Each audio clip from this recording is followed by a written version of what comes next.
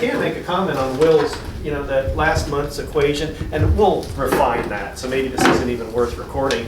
I put it on my phone. I don't know if I have it on the Pi, but I think this in processing, the thing I was showing last week, I just said target my Android phone, and I think I'll be able to show a demo of the of what we were talking about last week or last month, whatever it was.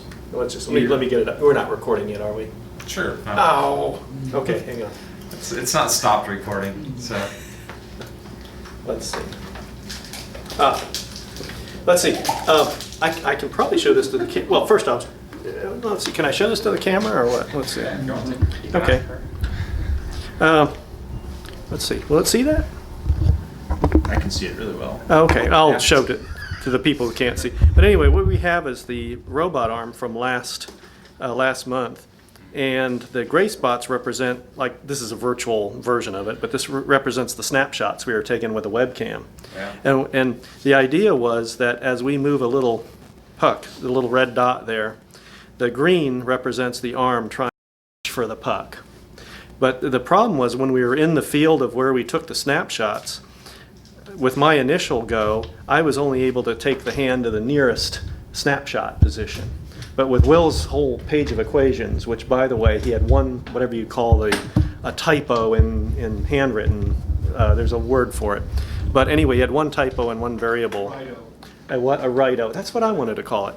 Anyway, so he had one right-o, but in that whole page of equations that he knocked out that morning, as I move my red dot in here, what you'll see is the green is, you can't even see it. The green represents, sorry, where the hand is, and the red dot you probably can't even see. I'll pass the phone around, but it is like perfect. So he's doing the interpolation. The only place, of course, where it fails is when we get kind of outside. Well, we get out of reach. Definitely, you can see there we're out of reach. But then out here we're kind of really, you can see some error there. Yeah. I have the red dot not quite matching up.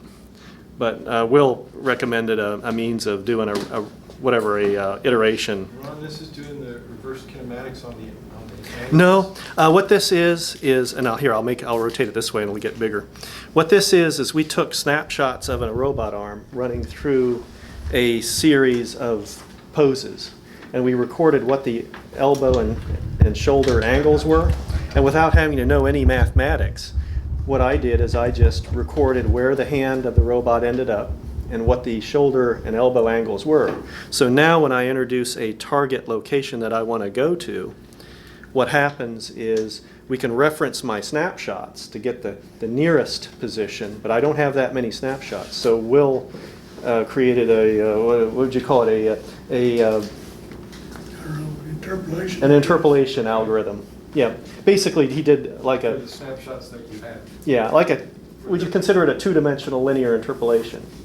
The problem is the data normally for an interpolation, you'd like to have all, in your table, all your X values the same and the Y value.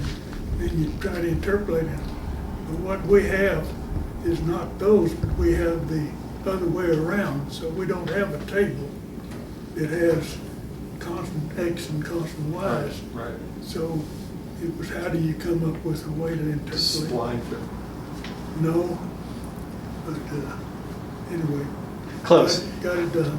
Yeah. I tell you what. what, we'll reserve the more detailed explanation for when we get it together in a little better format. But anyway, I can show you can run your finger around here and you can see as you get out near the edge of the red dot deviates. But when you're in the field, as you move it around, you can see the robot arm just based on those snapshot values. And I don't know if it shows you the values. Basically, we use the neighbors.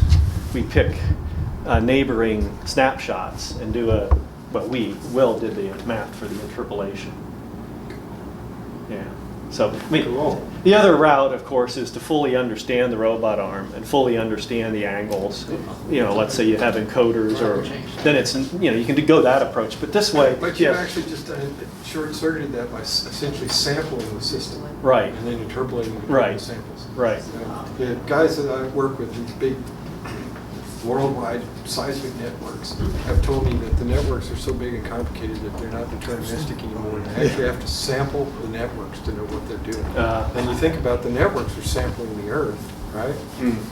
Yeah. So you're actually having to sample your instrument to know what the hell it's doing. Well, cool. Anyway,